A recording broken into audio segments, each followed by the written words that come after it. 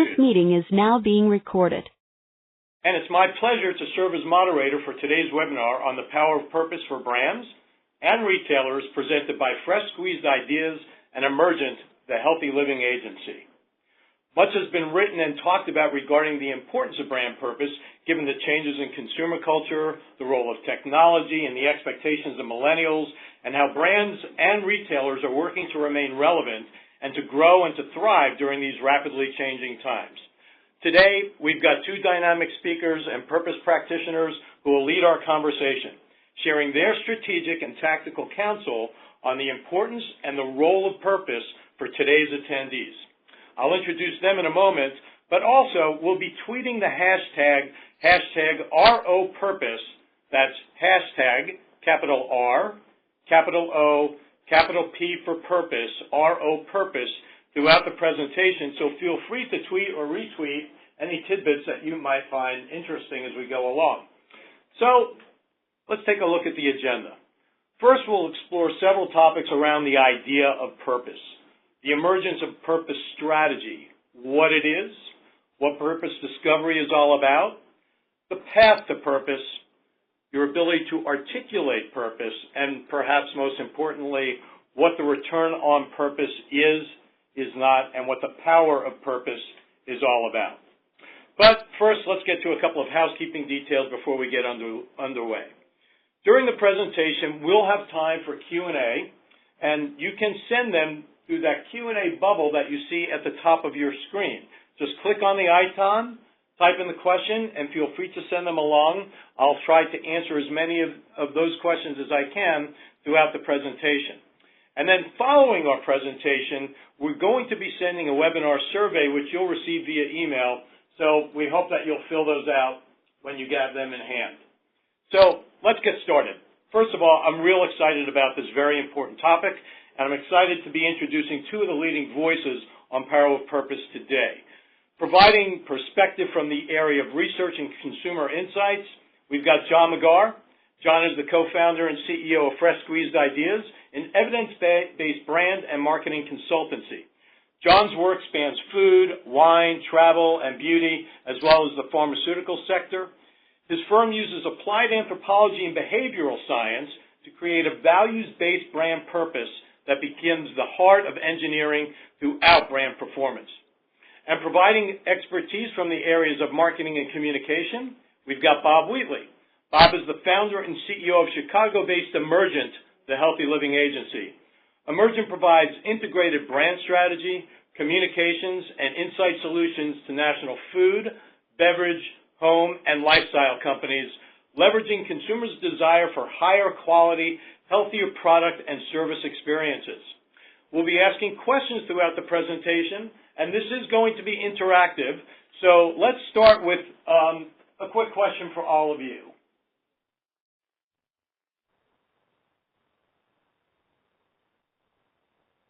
So the question is purpose a core foundation of your business and marketing strategy?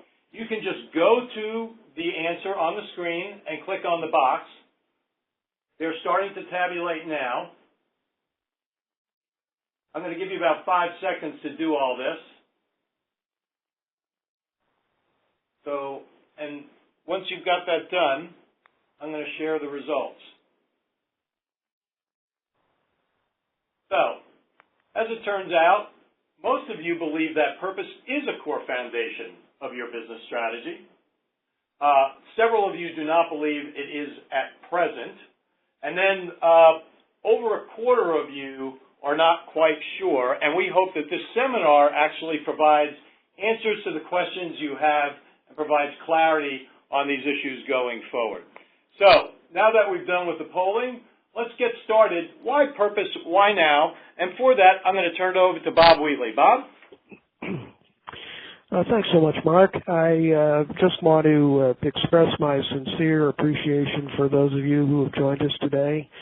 The participant list includes organizations in food, beverage, lifestyle, pharma, insurance, and other categories across the U.S. and Canada. We're just delighted to have you with us today for this very important subject. This is a very important topic that I think is relevant now to changes that are going on around us. I think some of you here today might agree with me that more has changed in marketing and business strategy in the last 3 years than the previous 50. Created a lot of questions about the path forward. In essence, what's going on here underneath this is significant cultural changes that are influencing how consumers think and how they behave. And these shifts, John is going to talk about in greater detail in a minute. But first, just to summarize, this impacts how brand relationships are formed. It impacts how and why people interact with businesses that they really care about. And then certainly how companies must adjust their strategies to remain relevant. And purpose is really how we articulate what this looks like. So let's take a little bit more specific look at the conditions underneath. So what's happening around us, in essence, is that beliefs and business are merging. And the impact of that is certainly, you all might agree that the consumer is really in control now of the business relationship, and this is why putting the consumer at the center of business strategy and marketing is so vital and important. And certainly the driver of this is the cultural shifts that are taking place that change the path to purchase.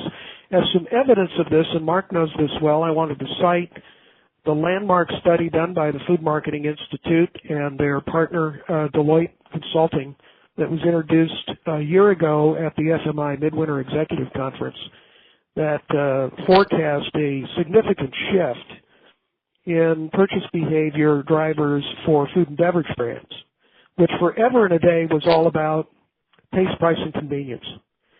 And the new set of criteria taking the lead now relates to issues such as health and wellness, transparency, safety, and mission values. So what's the impact of this on business and strategy? Well, cultural shifts have changed the path to purchase. So now relevance, trust, and deeper meaning drive the traction for brands in their categories. And thus, we believe that a successful brand is a belief system. So I think to give you guys some perspective on how this has evolved, it might make sense to look at this from a historical context, and John is going to take us through that. John? Awesome. Thanks, Bob, and hello, everybody. What we're showing here on the screen is an excerpt from Phillips' design paper, Rethinking Value in a Changing Landscape. And basically, it's a bit of it's like the history of marketing, if you will, although it looks at industrial eras. And the point here is that it's really important to understand from a macro level what has shifted in terms of how people and businesses interact with each other and what they're looking for throughout these economic eras. So I'll start with, on the left-hand side, in the 1950s, the industrial economy. This was really about the focus on efficiencies of scale and consistency so that, everyone can use their newfound disposable income after World War II to enjoy product ownership in what were new urban landscapes. So, for example, an automobile in every driveway, McDonald's, certainly the production system that McDonald's introduced. The idea was making the good life affordable for everybody. Okay? That was the 50s, the industrial economy. If you zoom up to the 1980s, it became the experience economy, which is really where the growth of lifestyle brand marketing started and really came to full fruition. And that was important to command premium prices over, what are commodities coming out of the production economy. So some examples here, your average blue jeans, made by Levi's or Lee, morphed into designer jeans. Same material, but with a much higher design aesthetic that were certainly much more expensive. And, or another one is, Four Seasons hotels and resorts. They began offering, instead of just luxury hotels, actually branded private residences so people could live like locals rather than being in a hotel. Let's fast forward a little more to, which still is unfolding, but really from the 1990s into the 2000s, we have what's called the knowledge economy. And this is, basically individuals pursuing their own aspirations. They're looking for Web 2.0 platforms that enable their creativity as they basically created offerings that threatened traditional businesses. So blogging became a legitimate threat to news organizations. Napster upended the music industry. The X Prize focused scientific and business efforts against, new moonshots. What's important then is to think about, okay, so what's next? Where are we going, and how do we understand, or how might we project what's going to happen in terms of people's demand as well as the business mindset? And Phillips has suggested the transformation economy is the thing that's next. And this is in which mankind recognizes that having more possessions does not necessarily increase happiness, and instead, meaning is being found by seeking ways to solve, kind of social problems. So I'll give you a couple examples here. There's an organization called Me to We, right, which is a social organization, global, that teaches kids social values, and you also can happen to buy chocolate bars and, a number of different products that they've branded. Well, if you're going to buy a chocolate bar, there's a great way to buy a chocolate bar and do some good at the same time. Or there's another brand called Boxed Water. Instead of plastic water bottles, which of course are pervasive throughout our culture, they've come up with a paper box version that is, reputedly more sustainable. Even car sharing services essentially give people the opportunity for using a vehicle without all of the cost and environmental impact of actually owning a vehicle. So the basic point here is if you look at from the 1950s all the way through to current day and project into the future, what is going on and what continues to go on and will always go on is consumer demand changes with culture. Thanks, John. It's Bob again. I wanted to make a comment here that we're looking ahead to the transformation economy. And we believe this is an arena where value for the consumer will be more fully derived from meaningful living. And thus it's a time when ethical behaviors and meaningful contributions and purpose become absolutely essential ingredients in the recipe for sustainable growth. So as we step into this, I think it's fair to say that we need to define what purpose is, and I think we begin by defining what purpose is not. And so right off the top, I wanted to convey to you all that maximizing business growth and profit is not a purpose. Certainly we know that many in the C-suite are faced with obligations, and these may be expressed as the goals of an organization to increase returns and growth to shareholders and investors. And that doesn't go away. But that cannot be the company's purpose. And I say that because if it is, in so many words, it will permeate how the organization behaves and operates. Purpose is now really about meaning, values, and beliefs, as we've said, on how the business connects with consumers in a more meaningful way. And I should add that devotion to this will really optimize financial outcomes. John? Absolutely. So, it's one of the best ways of learning is learning by negative. It's sometimes faster than learning from positive examples. There are some examples of companies that get confused on the mandate and they're focused on generating profit as their purpose. That's not what we're talking about, but it's an instructional lesson. So here's one. Yes, what's wrong with this picture? Sony marketed their Xperia Z5 smartphone as waterproof. And whether they even came out overtly and said waterproof or not is kind of beside the point. The creative is here in front of you. you can clearly see this camera taking a picture underwater of people underwater. And of course, that was all great. You know, that's a highly relevant benefit for a smartphone. Of course, when people tried to actually replicate what they see in the ads, what the ad was portraying, they got rather angry when they started suffering this water damage. And of course, Sony tried to do some damage control by saying that the IP rating of your device was achieved in laboratory conditions in standby mode, like as if that actually would make a difference. So it's an unfortunate example of where, possibly the communication department wasn't quite in sync with the engineering department, and this kind of thing that does a disservice to their customer actually gets out of the marketplace. You know, when you've keyed in on your company's true consumer-centric purpose, profit results. Profit is an outcome. It will follow. It's not the primary goal. It is the result from doing great work. There's simply no need to take this kind of risk with a customer, particularly in the era where the customer actually controls the conversation. I think they're saying that purpose is also not philanthropy, and we run across this occasionally in our work with organizations where the additional layer, which seems to be getting more popular these days as some sort of cause marketing program, adds certainly value to the context of communication with consumers, may matter to them, but ultimately we're not talking about philanthropy. An example of that might be Tom's Shoes, which if you look at their buy one, give one proposition might be characterized by some as philanthropy. But in the end, what they're doing isn't about adding a layer to the organization's marketing strategy. In effect, what they're doing is the company. And so by virtue of that, it's a fairly good example.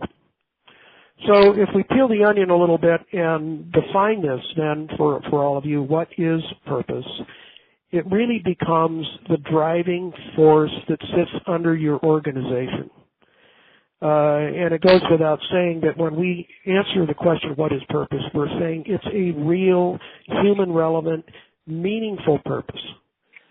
And as we said, in the long run, devotion to it will optimize financial performance. So if you think about this for a minute, you might ask yourself this question. If your company were to disappear from the earth tomorrow, just gone, besides interested financial parties, who would care? Who would be unhappy with this?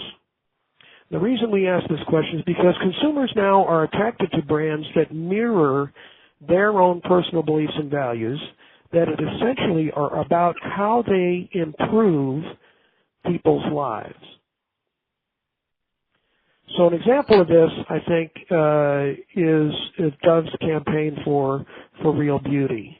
This is about helping young girls and women foster and develop positive self-esteem and body image.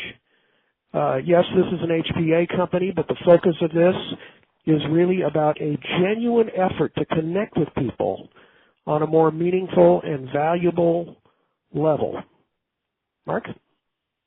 Yeah, thanks, Bob. Thanks both Bob and John.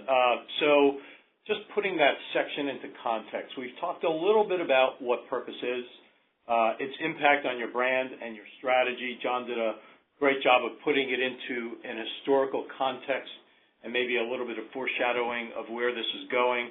I think Bob really kind of hit it when he talked about what purpose is not, particularly when you think about those traditional measures of P&L and profits. They become really a byproduct or the outcome of purpose. So that's a great foundation from which we can now build more along the lines of goals and how-tos. Before we get to that, I actually have a question that I've received. By the way, I've only received one question, so I will remind everyone that there is a Q&A balloon at the top of your toolbar up top there, and if you do have questions, write them in. This is a question, actually, that goes to you, Bob, and the question is, does purpose have to be baked into your advertising strategy per se? Well, that's an excellent question, and thank you for asking it. Whoever brought that up, I would characterize this as purpose, as we talked about it earlier, which becomes the foundation of how the business is organized, what it's on the planet to accomplish. That becomes a platform that informs the advertising strategy. Right. In other words, this is a bigger idea that affects and impacts the behavior of the organization and brand. In fact, I would even go so far as to say that is the definition of a big idea. And if it flows through to its logical conclusion, it's going to flow all the way down to ad strategy and messaging. But it's one begets the other. Got it. Thank you, Bob, for that answer.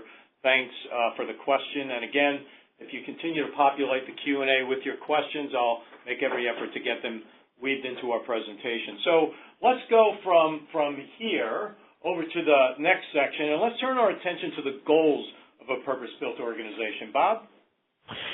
Well, all right. So I think it's fair to ask, then, what are we trying to accomplish with this? And as you may know, those of you who are here with us today, that trust, which is a key component of driving business growth and success in the environment we're in now, trust has declined by more than 50% over the last 10 years. So it's an issue, and thus the need to enhance the brand's admiration and trust among consumers becomes vital.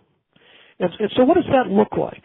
It arrives at a place where consumers literally join the business as members, as if they were joining an elite club that they wanted to be a part of, as opposed to something that's more transactional, where they're customers who buy something from you. And I have to say, and this is just an excellent segue to the question that came up earlier, this is what drives improved ROI for marketing investments.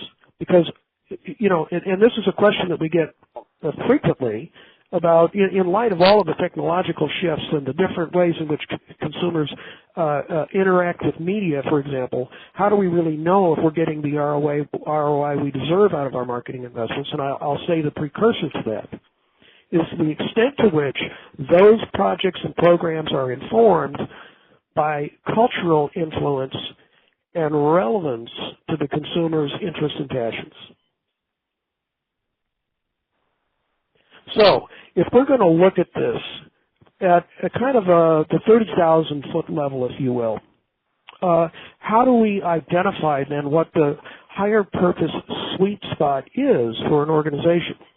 And I would characterize this, and by the way, we're going to get into more detail, peel the onion a little more on how this process takes place. But for the sake of understanding it conceptually, this is a blending between an optimized and refined company mission built around consumer insight, a deeper understanding of what the target consumer's beliefs and passions are all about, and the overlaying of those two understandings on top of one another. So we might ask this question that's vital to this process. How is my company really improving and adding value to my customer's life? And by the way, that's not just the product that you make. So I think maybe a way to step further into this is to take a look at a few companies and brands that are doing this right. John? Thanks, Bob. Here's one that I always love talking about because it is a very powerful example of where a real great purpose comes from. Lululemon, we can argue whether the Luon fabric, which is their proprietary fabric, is the thing that makes Lululemon so amazing. But I would suggest that's only a very small part of it. Lululemon, contrary to what many people may think, Lululemon did not actually invent yoga. It's existed for many hundreds of years, long before Lululemon came around. What has occurred over the last 20 years in Western culture, being fit and healthy has become the dominant ethic in North America. If you're fit and healthy and active, then you're a good citizen. And if you're not, then you can be certainly criticized. There's war on fat, for the last 20 years that is evidence of that. So fit and healthy is the, or wellness is the ethos. At the same time, ever since World War II, the influence of religion or the identification of being of a certain religious practice or belief system has gradually declined in North America, and it really plays a much less central role in most North Americans' lives, to the point where we might say we're almost an agnostic society. Obviously, there's a bunch of exceptions, but generally speaking, we're almost agnostic. Well, what that does is it leaves a vacuum, a spiritual vacuum. So you have an awful lot of people in North America will say, I'm not religious, but I am spiritual. I'm a spiritual person. Well, when you have a wellness ethic and it meets a spiritual vacuum, that is the perfect recipe for yoga to be the perfect solution. It has that blend of wellness and health, obviously, and it's also a spiritual experience. So Lululemon, the point is, Lululemon was the right offering within the right context. Okay? Yoga had been around many, many years, but it wasn't until that wellness ethic and spiritual vacuum actually really solidified across our culture that that yoga took off and Lululemon had the right kind of ecosystem of products. The point is, this actually can be engineered by design. Maybe they got lucky, but you and your brand can actually engineer such a proposition by design. Bob, you have an example from the food business. Yeah, sorry about that. I just am enamored with Panera. Their 100% of our food is 100% clean initiative. One of the things that I am so impressed with is that this focus and priority starts at the CEO level. It drives all the way through to the organization's operations, its retail experience, recipes, sourcing, how products are presented, communications and marketing. Panera, in essence, being called them the facilitator of clean eating on the go, they're really paying attention to all of the details of their ingredients that taps into, I think, a genuine effort on their behalf to connect with people's concerns about the quality and integrity of the food choices they make. So it's supporting their lifestyle beliefs around food. That's why I believe it's informed fully by consumer insight. And by virtue of that, it earns Panera the trust and the advocacy of their customers. John, I think you have a comment here. Yeah, I mean, this goes back to what I was just speaking about earlier. It's similar somewhat to Lululemon in that we can see clear alignment to new cultural values. So the context, you have the same wellness ethic, but instead of being about a spiritual vacuum, this is about anxiety from the industrial food complex, right? It's creating a need for North Americans to reprioritize their dietary choices, and so along comes a proposition like 100% of our food is 100% clean, which is absolutely a perfect solution to that cultural need. Whole Foods Markets is another company that has sort of a similar purpose to this. It's about a higher standard, and if the standard didn't exist, they create it. That kind of idea. So we're going to start to dig in a little further into the process and elements of purpose discovery and planning. And to do that, we were going to start here with a basic overview of 4 key elements aimed at addressing this question of what kind of life is my customer trying to curate. And so to address that, we start with a deep dive into consumer insight research on the target consumer's aspirations and interests and values. We take a very, very deep, close examination in that context with the core equities and belief systems that exist in an organization or with respect to what needs to change within that organization. We'll also take a look at the category environment looking for opportunities for uniqueness and differentiation and competitive leverage in this context. And then lastly, and very importantly, we're going to take a very hard look at the influence of culture on creating shifts and changes in all three of these. So culture is, if anything, a very vital and significant component in this process. And so now John is going to take us through a more detailed look at the influence of culture. John. Thanks, Bob. The basic idea is this, that marketing strategies that are rooted in the culture of the target, and I'm not talking about ethnicity, I'm talking about their values, their dreams, their aspirations, what they're trying to achieve in their lives, but those impulses that are created by the social culture in which they live, that is what maximizes attraction to a brand.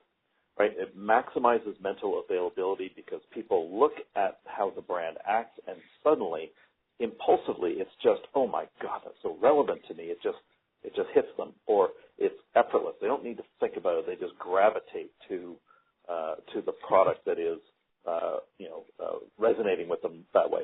And by the way, that is a much more efficient media strategy than paying to interrupt their media viewing. Right? It's a lot cheaper than the Super Bowl. And the important part is, at the end of the day, all that's really required, out of this model that we developed, a couple of years ago, the target insights, everybody knows that. Brand equities, everybody understands that. Category conventions, sometimes that can be a little bit new, but it's essentially the rules of the category. Its culture is the thing that is actually usually new, but it's actually not that complicated. All you really need is an empathetic approach to conducting some deeper insight using applied anthropology, behavioral science approaches.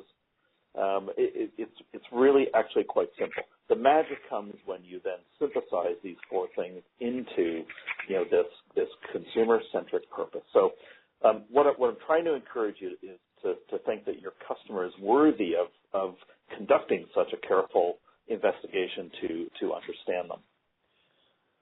So I'll give you an example here, and this is an example of maybe not misreading, but certainly misreading a shift in cultural cues. The idea here is that these cultural values are fluid. They're not static, they're fluid. And so here's a great example. So Toyota basically could not get millennials to buy any of their vehicles because, a Toyota was a vehicle that my parents, would drive, and that's not nearly cool enough for me. And so Toyota developed this completely separate brand, the Scion. It was styled properly, for millennials. It was had separate dealerships. It was a completely different brand. You'd have no idea unless you put in some effort to research it. You'd have no idea that this was actually Toyota. And that was great. You can see it was a great success through 2006. Well, what happened in 2007, 2008? There was this economic meltdown. And in that context, suddenly priorities shifted, and they shifted rapidly, where millennials kind of looked at their parents' Toyota and said, got to give you kind of credit for making a pragmatic choice here. That's, okay, yeah, it's an economical vehicle and well-made, all that kind of stuff. I see the value of that suddenly. So suddenly the parents' Toyota was actually pretty cool. Maybe not even cool, but certainly acceptable. And all of a sudden, Scion found themselves in a situation where they didn't really have a reason for being anymore. And you can see how they really lost ground. They tried to revive it, a number of years ago, but it just really hasn't captured that same purpose that it had before. And it's been folded under the Toyota umbrella. So they had a purpose, but when you don't realize that it's actually static or that it's actually fluid rather than static, you can lose your purpose just as quickly. So you always have to be this. And so it comes down then to how do we understand culture? And ooh, that sounds kind of esoteric and scary and whatnot. And basically, it doesn't have to be at all. So this is an open invitation for people after this webinar, of course, to go take a look at the Cultural Forces Lab. It's culturalforceslab.com. This is our kind of chemistry set that we put together for marketers. On the left-hand side, there's a number of cultural forces, things that our anthropologists have identified as being forces, that are identifiable and relevant. And on the right-hand side are brands, and the two are linked, so you can click on a cultural force or you can click on a brand and see, well, what is the force, how is it defined, and how does a brand activate on it. All you have to do is just click and play, but don't do that now. You can do that at the end of the webinar. Hey, thanks, John. It's Mark. Hey, gents, we've got a couple of questions here that I want to deliver to you, but before we do, I just want to kind of, as we close out this section, briefly summarize. We talked a little bit about the goals of a purpose-built consumer-centric organization.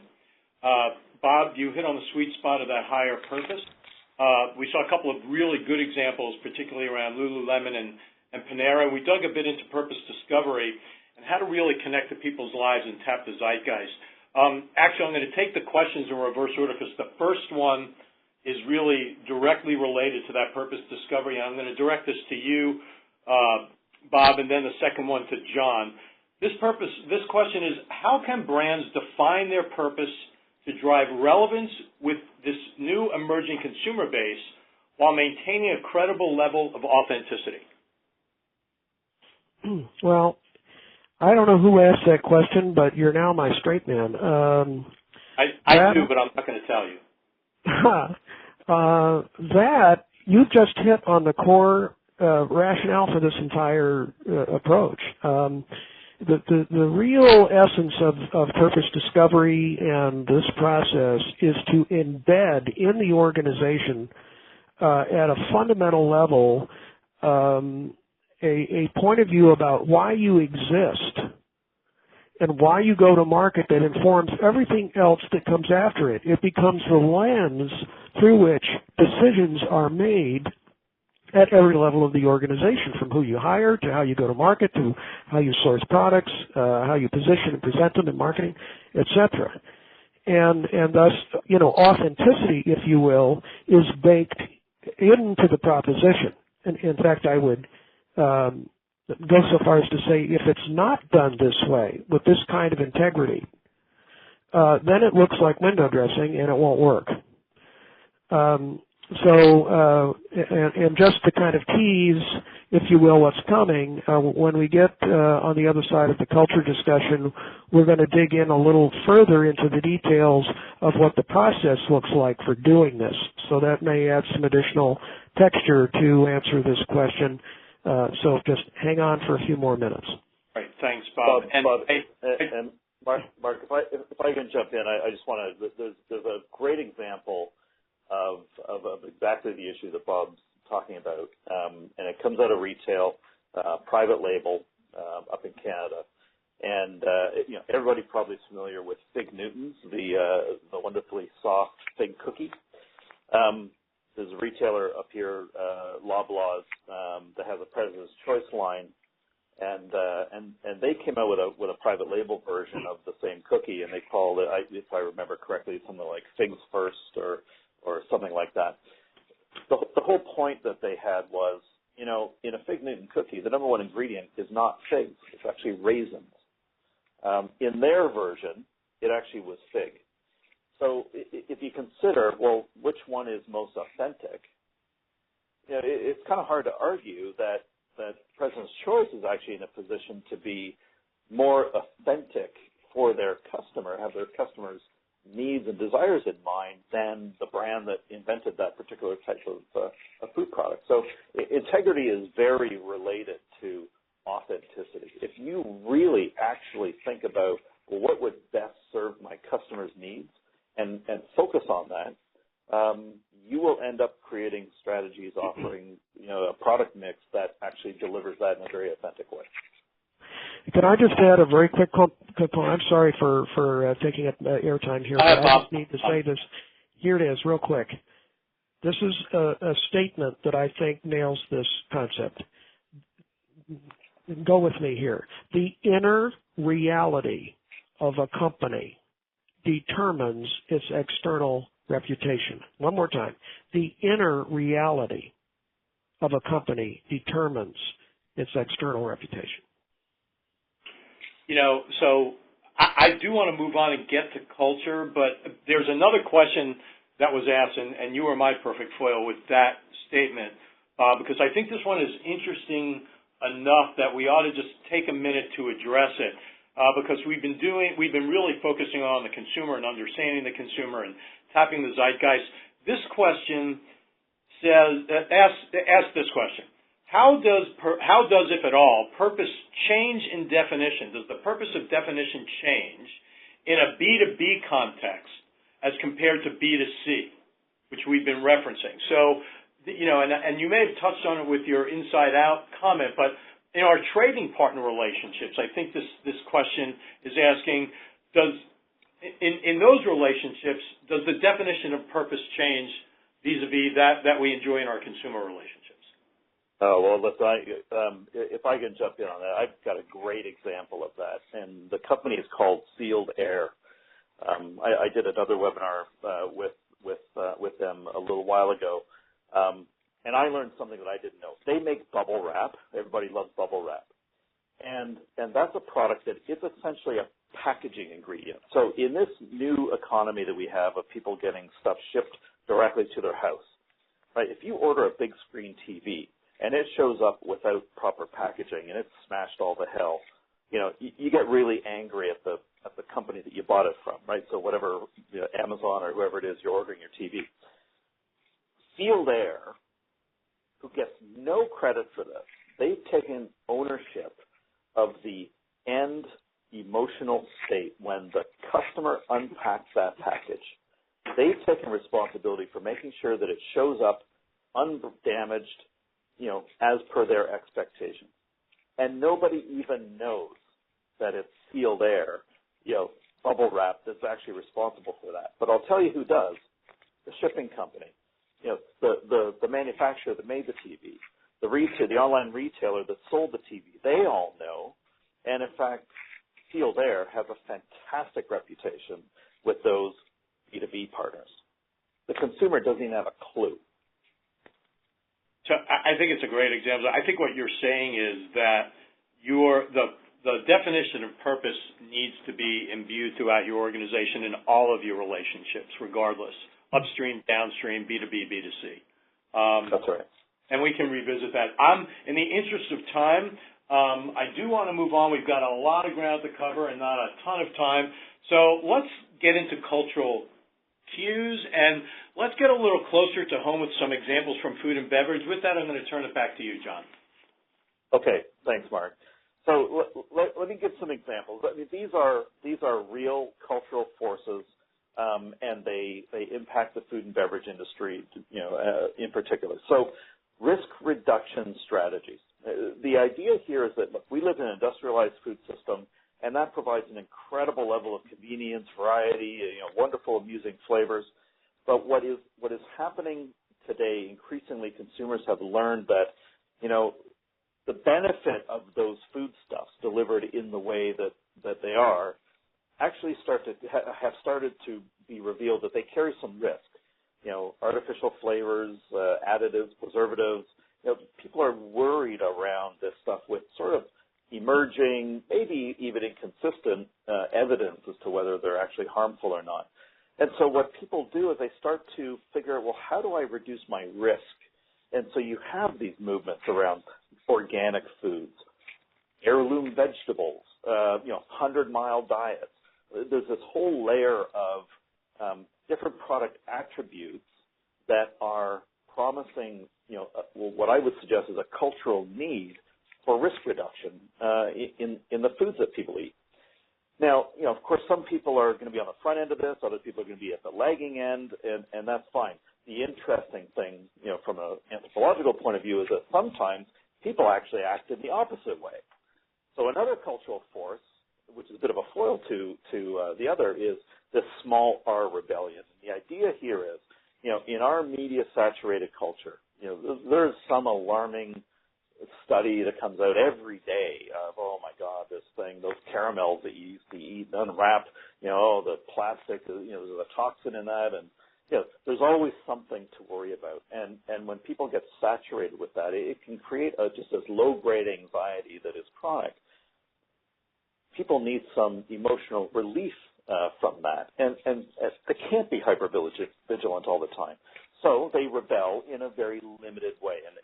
And Burger King launched a sundae with caramel and fudge and bacon. No one needs this product, but people culturally actually do need it, and it plays a role. I'm not making any comment about its nutritional value, but it certainly plays a role. The same way that anyone on any kind of diet, a controlled diet, allows a cheat day.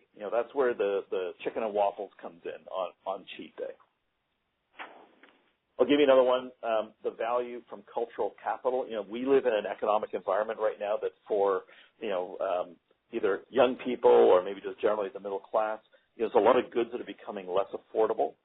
So knowledge capital is actually a great way to demonstrate social status, and authenticity plays a really important role here. So, the people who are the early adopters of sriracha sauce, knowing what it is, how to use it, how to get the most out of it, there was some cachet that came from being, having that kind of inside knowledge.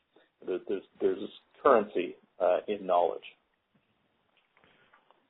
And then just the last one is, amassing amateur expertise. I mean, there is a resurgence in scratch cooking, which is a really great example of something that's actually reshaping the supermarket. So you have, demand for exotic ingredients, specialized equipment, restaurant quality. This image here this is Le Creuset from France, this old cookware that, my in-laws in the 1960s used and tried to pawn off of my wife and I one year. Like, oh, we don't want that old crap. But here it is making this huge resurgence. And so all of these are examples of, these are shifts in culture, and they create opportunities for marketers to align with what people's values are. So when it comes to purpose discovery, you got to have a model. And so the purple dots here we've already exposed, but the point is, once you define your positioning, you then, that goes through the rest of your organization and your positioning, what the experience is in terms of the internal culture and the external behavior, your innovation platform, even your business model can be influenced by your purpose. The most important thing here is brand purpose discovery is a strategic activity. It's not a creative one. It may have implications on communications, but it's a strategic activity. And if it's a strategic activity, then evidence is required in order to construct it and validate it. You must use evidence. So, thanks, John. We've got about 12 minutes left, and we're going to be heading into the home stretch along the path to purchase and its components in a minute. But let me see if I can summarize, and then for all of you who have not been posing questions, hopefully you've been taking notes, because I did say this was participative, and we are going to do a little bit of a flash poll in just a second here. But again, just to summarize that section, we addressed the cultural cues and the shift in consumer food values, and Bob addressed that up front. By the way, for any of you who might be interested in the work we did with Deloitte on the shift in consumer food values, we'll make sure that you get a copy. We'll make arrangements for you to get a hold of Bob or John or myself, and we'd be happy to send that to you. We talked about sort of this shift over to health and health-based values, but also keeping in mind that indulgences can be healthy as well. And we talked about the need to tap the cultural capital in society today and how that manifests itself in social capital, and how consumers are now curating their food choices more than ever. So whether it's Le Creuset cookware or meal kits or whatever, you've got to be aware of consumers' desires, and you've got to be a trustworthy source of the products and services and the experiences that they seek. So just before we move on to the next question, I'm going to do one more. So, based on what we've covered so far, post this for you. Is your company's purpose grounded in consumer insight and relevance to them? This is a simple yes or no, or I'm not sure. So if you go ahead and click on those, let's see how we're tracking along here.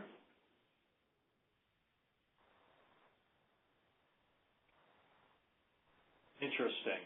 So let's take a look at this. We'll look at it in bar graph style here. You can keep going. As you can see, most of you feel that your company's purpose is grounded in consumer insight and relevance to them. There are a few of you who don't think so, not so much, and there are several others of you that are still not sure. Well, so as we get towards the end here, and by the way, I do have a few other questions, gentlemen. I'm going to try to hold them till the end, and for those of you who have the time, we'll try to stay on as long as we can. We want to be respectful of your time. We know a number of you have to jump at the top of the hour, but there are several more questions piling up, and we'll get to as many as we possibly can. So just getting down to the home stretch here, Bob, let's talk about the path to purchase. All right, so now we're starting to dig into the mechanics of how this works, and I think this is going to get at something that one of the earlier questioners was interested in knowing. The path to purpose here begins with some key questions that need to be answered that become a fundamental part of how you define what purpose looks like. And it begins with why the company exists. And then goes from there to how the company delivers on its purpose. And then what the business will provide based on its purpose. And all of that is wrapped around a very deep and visceral understanding of the consumer's relationship with that purpose.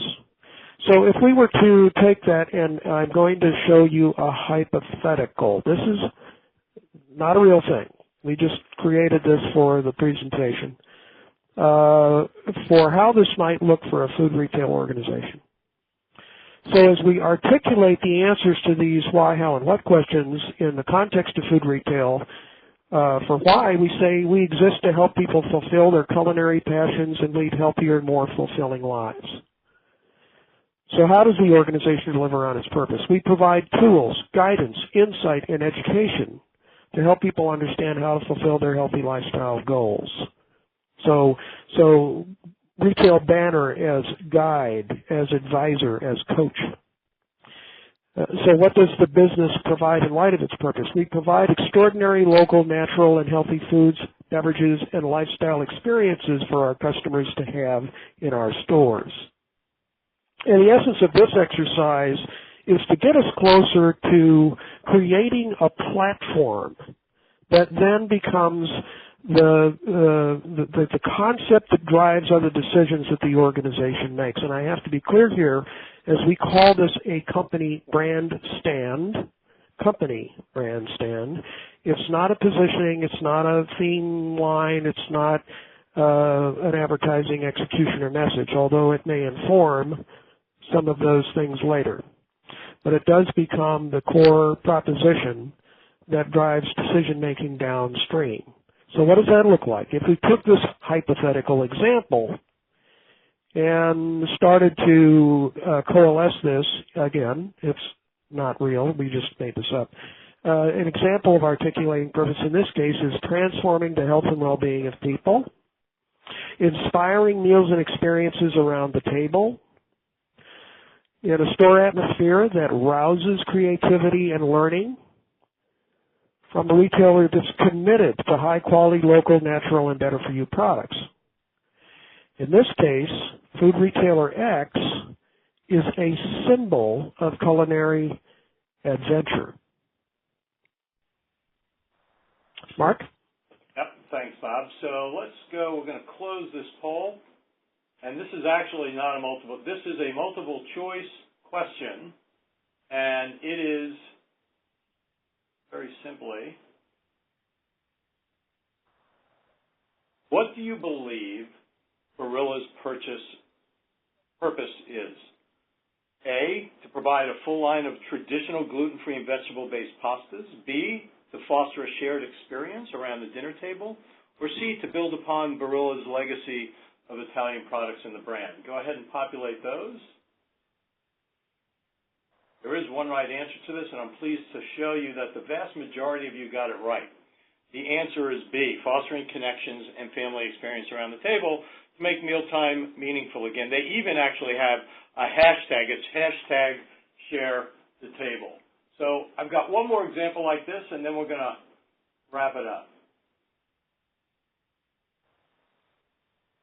Okay. So the question is, everybody's familiar with Plum Organics. It is the company that is now owned by Campbell's.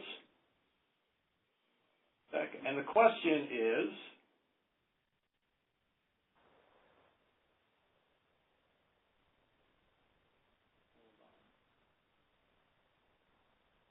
can you identify Plum Organics' purpose?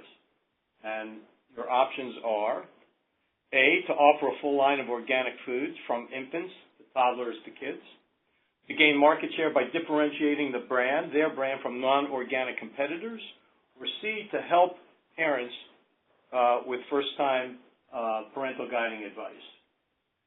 And there is a right answer, and it is C, helping first-time parents with parenting guidance. So they, Plum actually makes a bold statement around how their team parents, and they recognize the thirst for knowledge that young parents have. They do this in a variety of ways, but they've got a pathway to better health and nutrition via their first 100 Days Resource Center on their website, and they sort of position help over hype. So, Bob, let's build on this, and let's take us to the bottom line. I'm going to close this out, which is, what is the return on purpose? Well, I think that's why we're all here. Presumably all of this ladders up to growth and success as defined in business terms. Forbes recently conducted a study of this among organizations that are committed to purpose-built strategy, and their survey indicated that 79% of executives participating in this study believe that purpose drives tangible outcomes like increased sales, and that number jumps to 79% as we look at intangible benefits. Let's just kind of look at a summary of what the elements of return on purpose consist of. So here, enhancing the brand and promoting trust, creating a sense of shared purpose, a closer bond with the community, creating customer ambassadors and loyalty, improving the internal side of this, I think, is equally important, improving employee satisfaction, because people want to be a part of something that's greater than themselves. That's a fundamental thing about humans that we understand. Driving sales, serving as a competitive differentiator, enhancing recruitment, even fostering better regulatory relationships. John? Yeah, for me, the best example of return on purpose comes, again, I mentioned this earlier, but Four Seasons Hotels and Resorts. If you can withstand competitive headwinds, that's a fantastic return on purpose. And there is no industry that has been more impacted by competitive headwinds than the hotel business.